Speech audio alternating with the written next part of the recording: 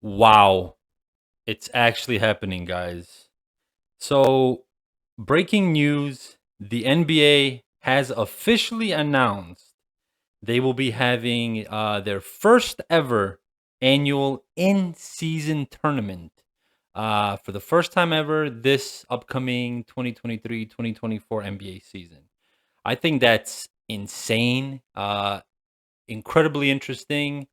And yeah, let's get into it. Let's talk about it a bit. So, the NBA's in season tournament will begin November 3rd, and it will go all the way through early December. That's when the semis and the finals of this tournament will take place in Vegas, by the way. Yeah, this is oh my god, this is so insane. I can't believe this actually is happening. I think they're calling it an NBA Cup. I think that's what it is. So here's how it's gonna work. It's gonna start with group play. And there's gonna be 3 teams. So there's gonna be 6 groups of 5 teams each, right?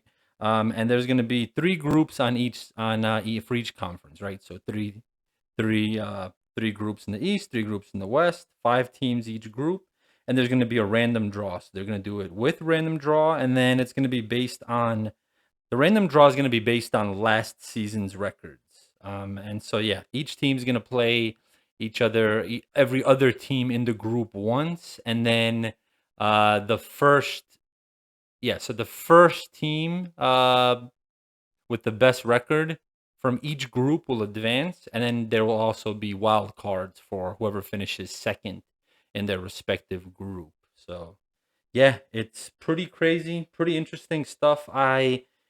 I got a lot to say about this. This is my initial reaction, so I'm still kind of shell shocked to be honest with you. But what's really crazy to me is so as somebody who grew up watching soccer, European soccer in particular, I can tell that one of the reasons why they're trying to do this obviously is sort of to I think to appeal to international fans of the sport more, and also just people who like casuals and the masses, so to speak, right? Because there's NBA fans like you and I who are gonna watch freaking Detroit and Washington in December, and there's people who tune in when the playoffs come around and the finals and conference finals and stuff like that. And so I think they want to build up that appeal and that intrigue, and sort of make something,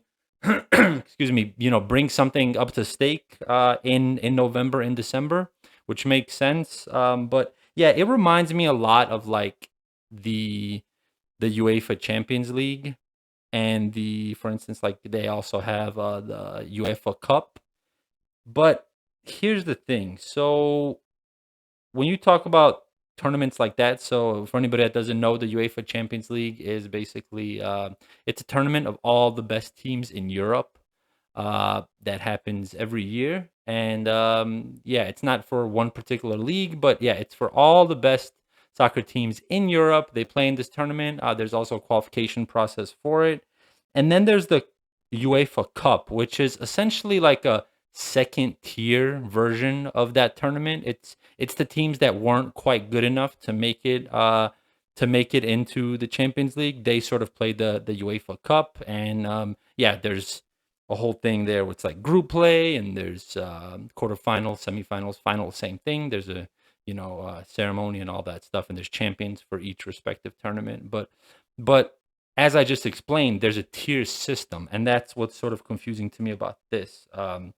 With this NBA Cup, my initial thought is like, I get it that they want to create appeal and sort of create some excitement in the middle of a season when people aren't really watching to bring in more viewership and stuff, more eyeballs in the sport or on the league rather. But I don't understand what incentive players have to actually care about this, for starters.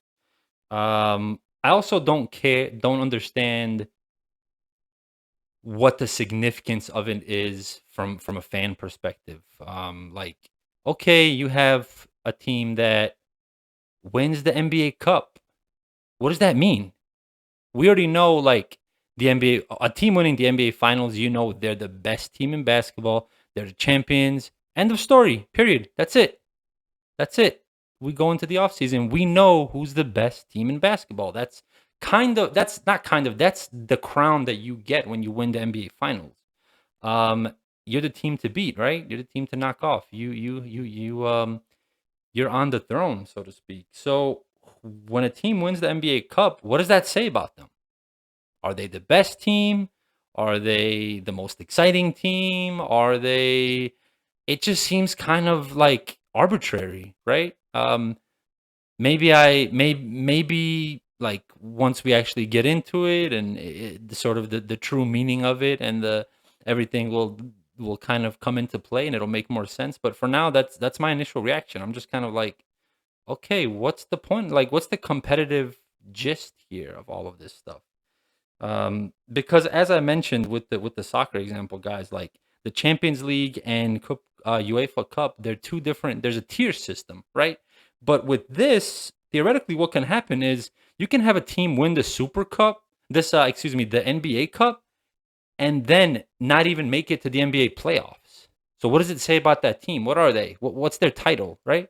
Or you can have a situation where a team doesn't even qualify, possibly, for this NBA Cup, or maybe loses in the group play, gets eliminated in the group play, and then they go on to the playoffs and maybe make a deep playoff run, perhaps, or even go to the finals, right? That's possible. So what does that mean? Like, what's the relationship between the playoffs and this NBA Cup, if any? So I think that's something that has to maybe play out. I don't know. Maybe I'm missing something here. So yeah, initially I can see the excitement over it. I can see how it's gonna bring in a lot more eyeballs to the league, but yeah, I'm not super crazy about it. So I don't know. So those are basically my initial reactions. Let me know what you guys think. Let me know in the comments, and as always, thanks for watching. Enjoy the rest of your week.